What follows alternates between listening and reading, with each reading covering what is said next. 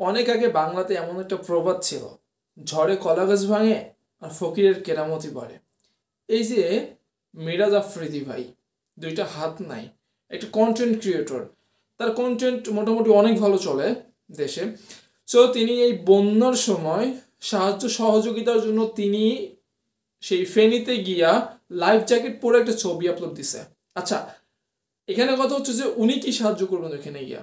উনাকে না সাহায্য করতে হবে, একটা বোট থেকে তাকে টেনে নামানো হচ্ছে, দুজন ধরে টেনে নামাচ্ছে তাকে। যে কোনো জায়গায় পানির মধ্যে নিয়ে গেলে অবশ্যই দুই তিনজন ধরে নিয়ে যেতে হবে। তো এটা এই যে কিছু মানুষ এই বন্যা কবলিত এলাকায় ভিউ কামানোর জন্য গেছে, তার কন্টেন্টের জন্য গেছে।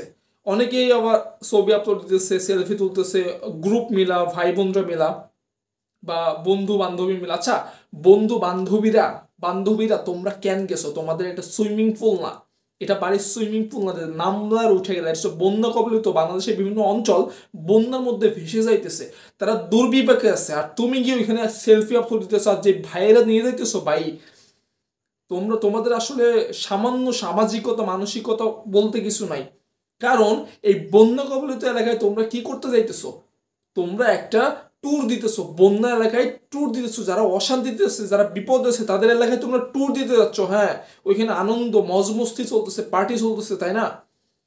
বাংলাদেশে কিছু মানুষ এমন আছে, কিছু কন্টেন্ট ক্রিয়েটর আছে, যারা এই দুর্বিপাকের সময় কিছু সংখ্যক হেল্পের জন্য ভিউ কামাইতে চাই।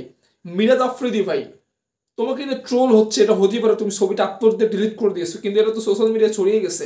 ভাই, তুমি চাইলে পারতা একটা কয়েকটা গ্রুপ করে টাকা তুলে, যেহেতু তোমার অনেক পাবলিসিটি আছে, তুমি কালেকশন করে তুমি তোমার একটা টিম পাঠাতে পারতা, তুমি লোক পাঠাতে পারতা, তুমি কেন গেলা?